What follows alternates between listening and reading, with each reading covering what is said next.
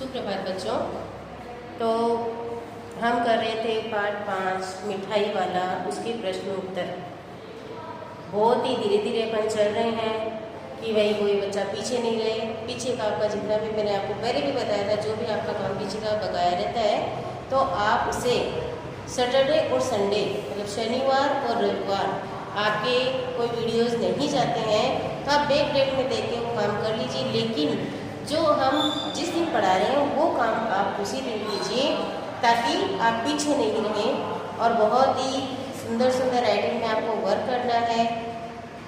धीरे धीरे जो चीज़ आपको नहीं समझ में आए, सभी बच्चों के पास में कॉन्टेक्ट नंबर है तो आप फ़ोन करके आराम से हमें पूछ सकते हैं। कोई भी दिक्कत है तो आप बात करके पूछ सकते हैं या आप डाउट्स में डाल सकते हैं। तो आज हम उन्हीं प्रश्नोत्तरों को, जो प्रश्न उत्तर कर रहे थे, उनको आगे बढ़ाते हुए प्रश्न 6 लिखेंगे कि किसकी बात सुनकर मिठाई वाला भावुक हो गया था। उसने इन व्यवसायों को अपनाने का क्या कारण बताया था। कौन से व्यवसाय? कि कभी खिलौने बेचना, कभी मुरलियाँ बेचना और कभी मिठाई बेचना। मतलब वो बच्चों के लिए चीज़ें बदल बदल कर लाता था। तो वो क्यों लाता था? तो जैसा कि हमने कहानी में पढ़ा था कि इन व्यवसायों को अपनाने का उसका जो मेन रीज़न था, कारण था, वो ये नहीं था पैसे कमाना।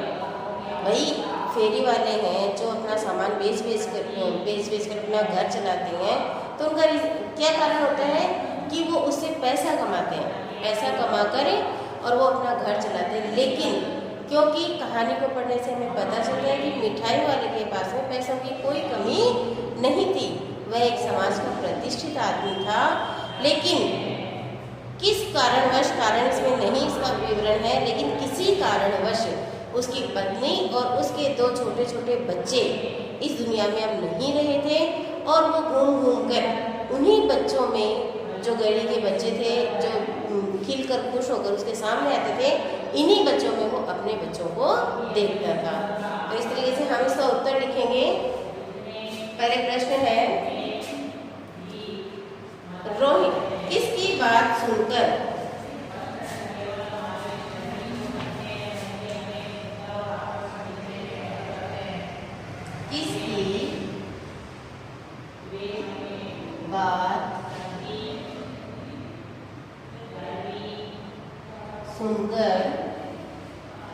मिठाई वाला भावुक हो गया था।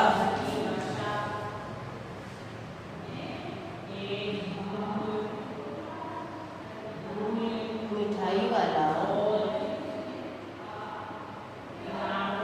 भावुक हो गया था।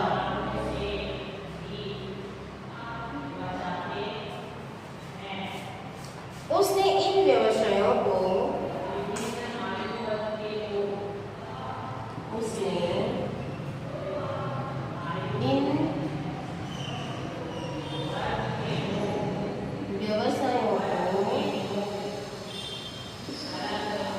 अपनाने का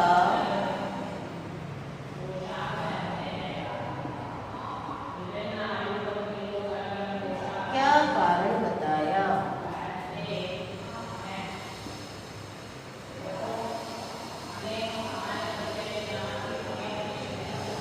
दो प्रश्न हैं, दोनों एक साथ ही है। तो हम पहले का उत्तर लिखेंगे कि किसकी बात सुनकर मिठाई वाला भावुक हो गया था। रोहिणी। कौन थी रोहिणी? विजय बाबू की पत्नी और चुन्नू मुन्नू की मम्मी। रोहिणी की बात सुनकर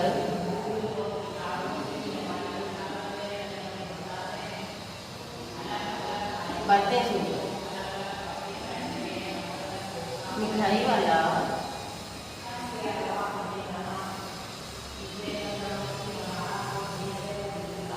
भावुक हो गया था।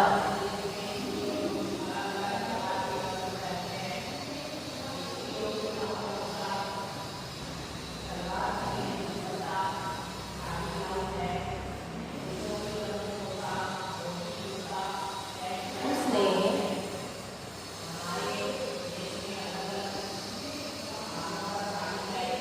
रोहिणी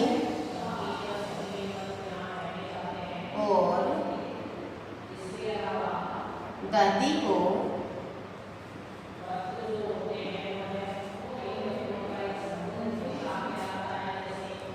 अपनी बीती कहानी सुनाई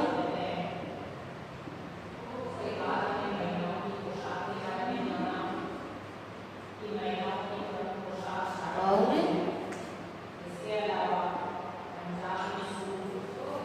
इन व्यवसायों को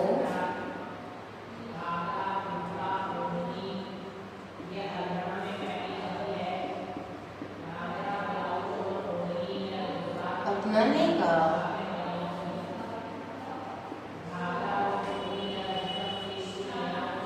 कारण भी बताया।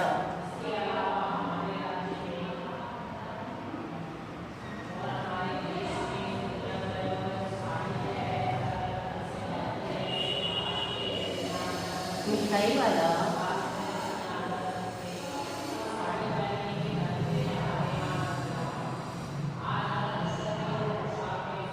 समाज का एक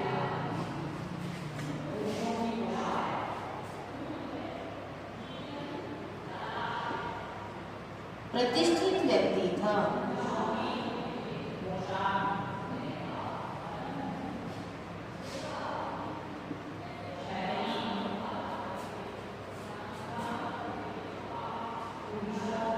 उसके पास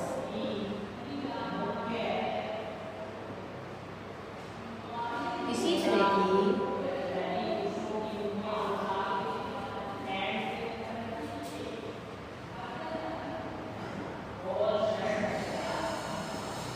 कोई कमी नहीं थी।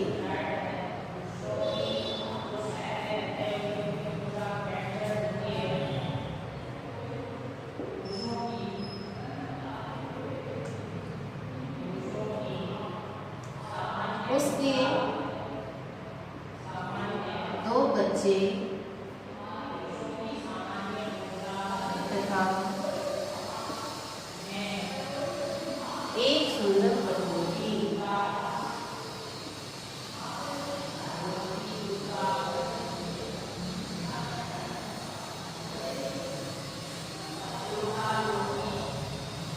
लेकिन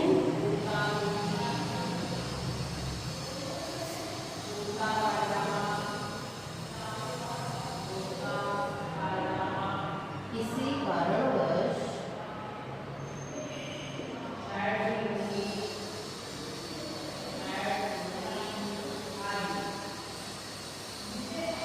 वे अब इस दुनिया में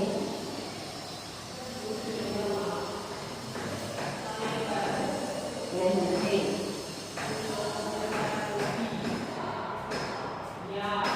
अर्थात उनकी मृत्यु हो चुकी थी।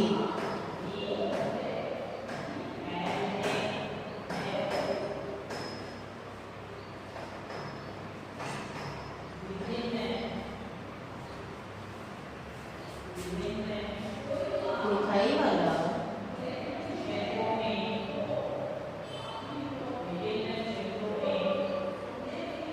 गली मोहल्ले के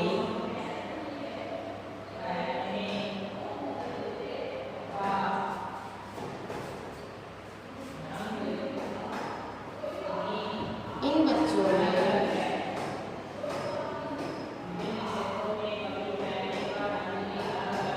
अपने बच्चों को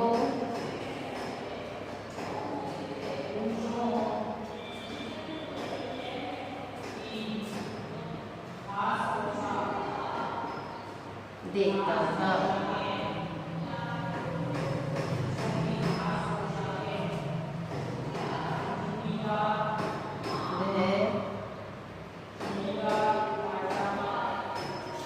जब उनको देखता था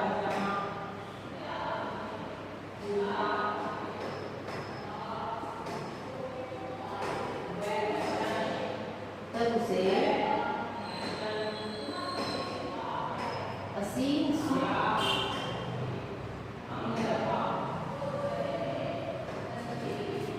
प्राप्त होता था।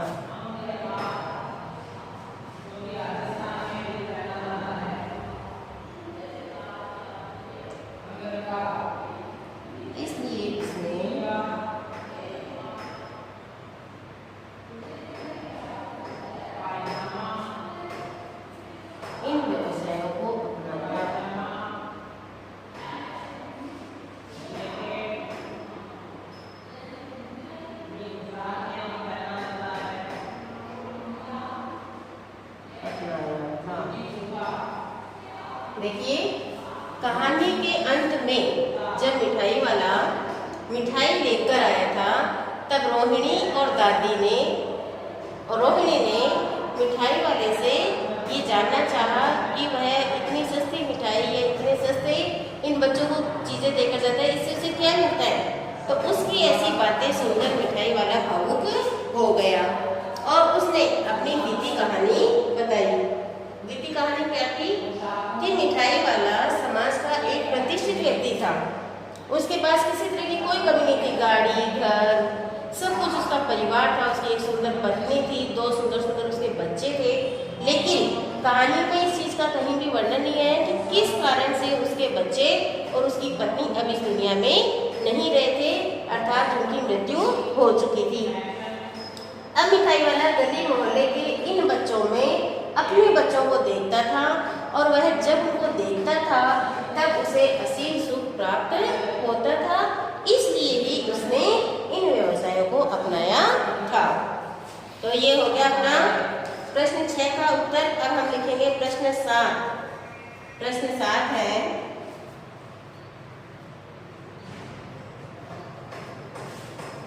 प्रश्न 7 हमारा है, अब इस बार ये पैसे न लूंगा। अब इस बार ये पैसे न लूंगा। किसने कही थी ये बात? मिठाई वाले ने। तब कही कहानी के अंत में जब उसने रोहिणी और दादी से बात की। कहानी के अंत में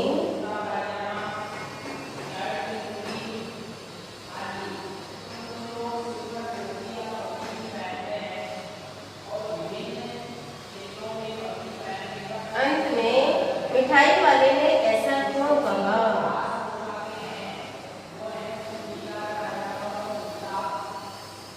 मिठाई वाले ने ऐसा क्यों कहा?